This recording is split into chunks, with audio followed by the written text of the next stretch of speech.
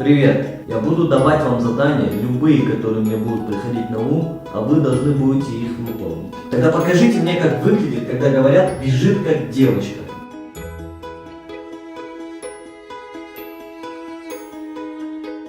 Кидать мяч, забивать гол как девочка.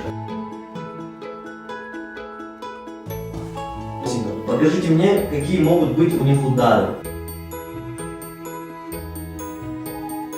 А вот когда мы тебя просим делать что-то как девочка, для тебя это как оскорбление звучит? Ну, если вы просите, то нет, не оскорбление. Но если говорить, типа, как девочка, не так уж приятно.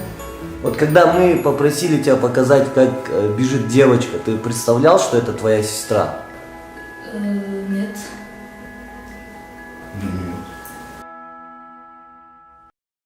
Покажи, пожалуйста, как бегают девочки.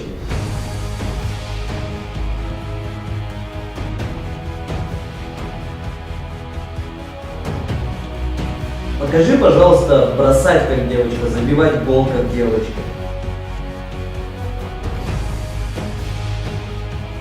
Что значит, когда я попросил тебя бегать, бросать, соревноваться как девочка? Стараться изо всех сил. Чтобы быть чемпионами, мы каждый день делаем так изо всех сил. И поэтому мы достигаем побед.